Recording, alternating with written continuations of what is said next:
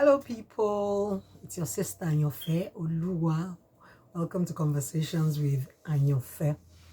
So, in my last video, I did say that we're going to be talking about my life's journey, and the focus of this channel is wholeness, well-being, and the wonders of womanhood.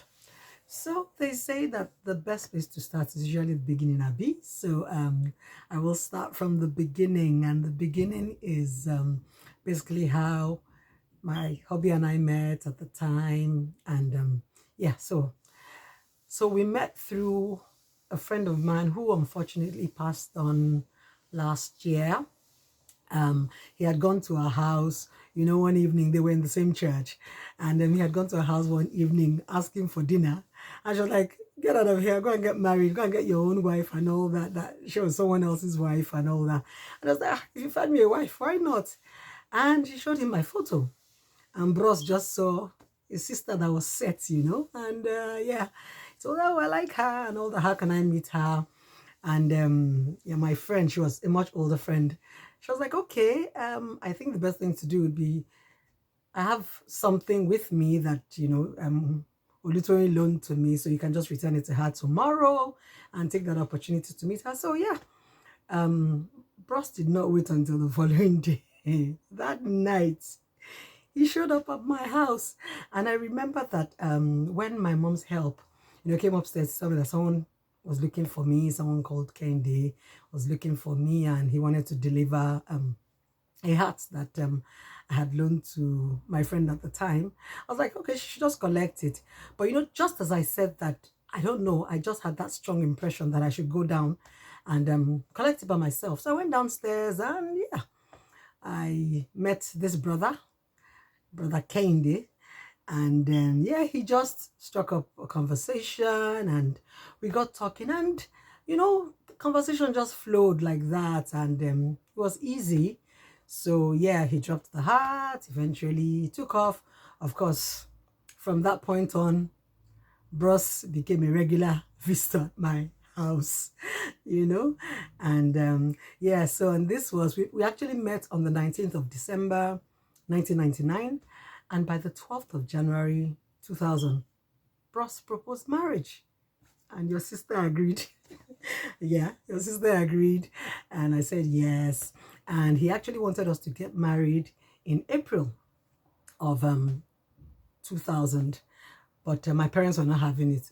Where's this where's this brother coming from where to where, and then we took time to get to know each other, and then my father took ill, so the initial date we had proposed had to be moved forward, and we eventually got married on the 19th of May 2001.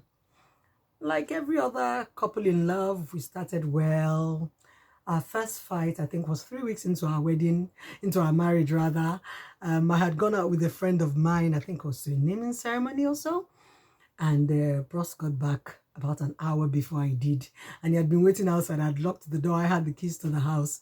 I don't know why we didn't even have I don't know why we didn't make a spare key, to be honest, because thinking about it now, that was the logical thing, or that would have been the logical thing to do. Anywho, I got back, and Bros was already fuming. He was swollen, and as soon as I got there and I saw his face, I dropped to my knees. Me that I'm not very tall. Dropped to my knees. I was like, "I'm so sorry, forgive me," this and that.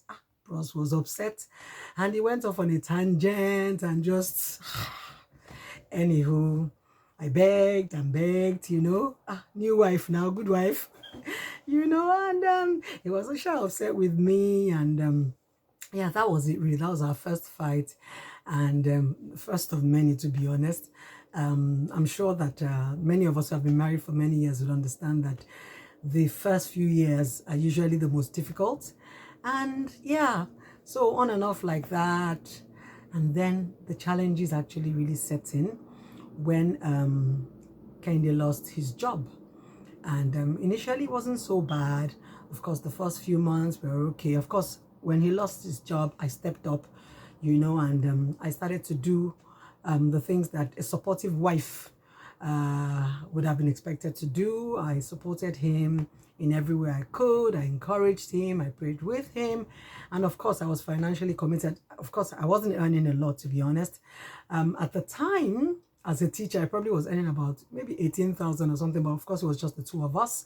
We didn't have any child at the time. So obviously, we got by and we loved each other very much. And we both loved God. And God came through for us. The first year went by, and the second year, and of course, it got to a point where I'm not sure, but I think that some kind of a bit of resentment came into it, and I was rising in my career. I was beginning to gradually earn more, and he just couldn't find another job, and this took its toll on our marriage, and the fight started. And it seemed like these two people that loved each other so much, what's going on here? You know, went on like that. And our first child came in 2002, and we just went on.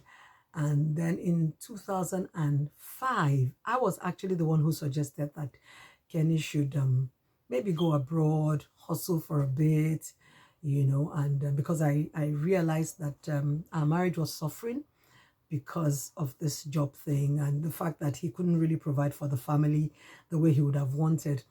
And so he left for the UK. Just before he left, we discovered I was pregnant with my son.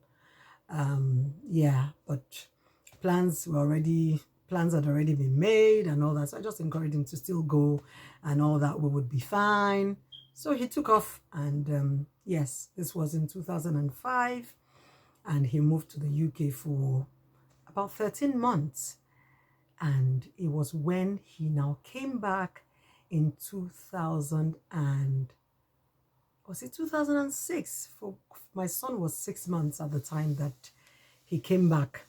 And to be clear, I was the one who insisted, you know, that he should come back home because amongst other things, he lost his job in the UK, and at the time the immigration rules were something else. He couldn't get another job. It was hard. It was really hard. And I encouraged him to come back home, and I told him that, look, no matter what it is, God will be there for us. I would support him. I would stand with him, and we would be fine. And based on that, he came back home. Well, things were never the same, to be honest. Things were never the same again. We would fight and fight. But one thing I learned, you know, in the course of this, my journey, is that a lot of times God prepares us and we don't even know that he's preparing us, prepares us for the future. Because when Kenny lost his job and I had to step up, you know, and be the provider, you know, for my home at the time, I didn't realize that God was preparing me for later in life, or I don't know how, if that's the best way to put it, you know, preparing me for my future, where I would be a single mom, raising 3 children, and all that, because I had become quite independent. I was paying school fees, paying rent, doing, you know, basically just doing everything. Was really hard. I kept asking God why my life was so hard, because somehow he just couldn't get another job. He did business on and off, but bad business decisions, kept losing money. Things were just never the same. Anyway, this is not supposed to be all tales of woe. So on the next episode of Conversations with Ayanfe, I will continue with my story.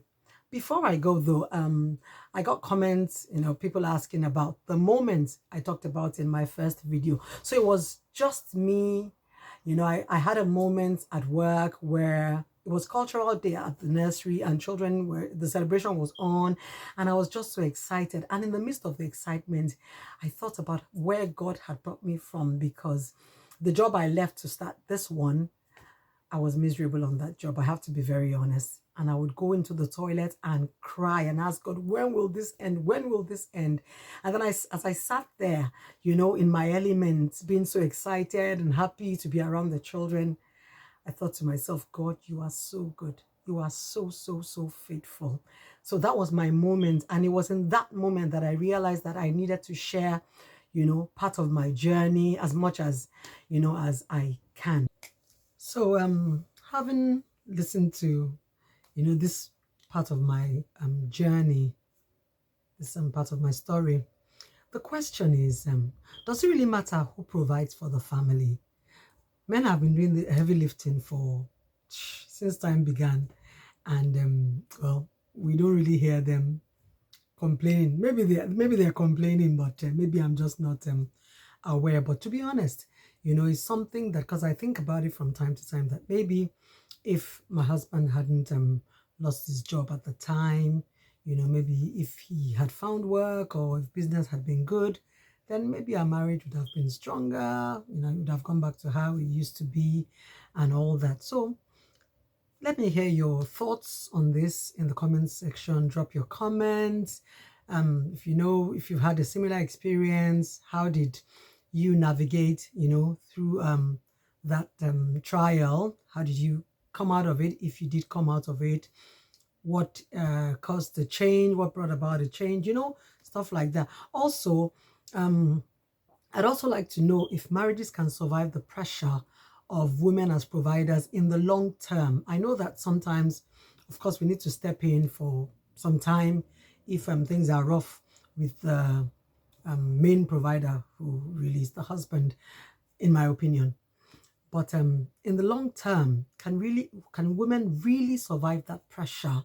When you have to go on for years and years and years providing for the family. Can marriages survive? Rather, not can women survive. Can marriages actually survive that pressure?